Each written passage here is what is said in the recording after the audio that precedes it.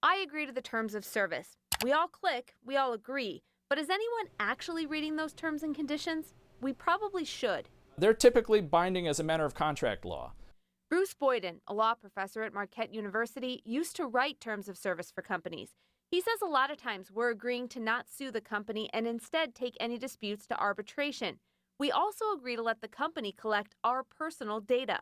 When the service is free, that means that you're the product, right? So your information or your data is being sold to other people, and that's how the business is making its money. Google, for example, has a whole section about the data they're collecting, including email you write and receive, photos, videos, location, and browser history. But those terms and conditions are long and confusing, and if you want to use the service, you don't really have a choice. I don't even read the terms and conditions for the sites that I use.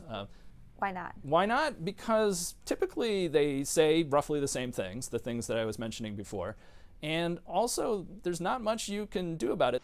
We came out here to ask people how closely they read these terms of service agreements, and we asked them to sign our agreement. You just sign at the bottom. 16. If you just print and then sign at the bottom. I will just have you sign our terms of agreement here. Did you glance at our terms and conditions at all before you No, read I them? didn't. In fact, no one did. You guys are going to submit to a polygraph test. Perfect. Okay, I win. I'm truthful. Okay. How good are you guys at selecting a lunch spot? Is there any chance you're going to let us read your text messages? No, I can run faster than you guys. Will you walk my dog every Thursday, like you agreed? Actually, yeah, like I would love to walk a dog. All your videos, pictures, text messages from the last 6 Okay, months? mine will be very boring. Hers will Mine be will be outrageous. exciting.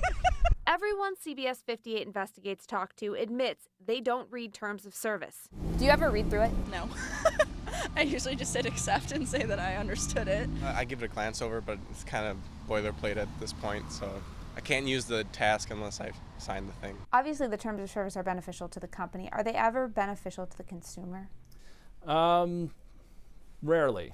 Professor Boyden says one thing he worries about is the security of the massive amounts of data we let these companies collect. You know, things like kids' photos or medical information, sensitive personal information that would be upsetting to anyone if it got out into public.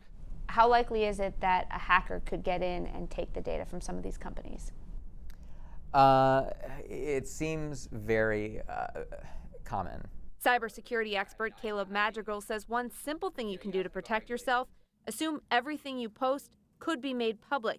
And don't use every app that comes your way. For example, those quizzes and third-party apps on Facebook. It's like, okay, they're just gonna do this fun little thing, and then they're gonna get my data. Is that like a good value to give up my data to these people for a little trinket of 5 seconds of entertainment? For me, no.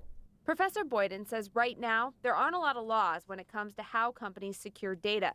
He thinks that should change, and in the meantime, consumer education is key. My advice would be you should be slightly nervous, but not terrified. Kristen Barbarisi, CBS 58 News.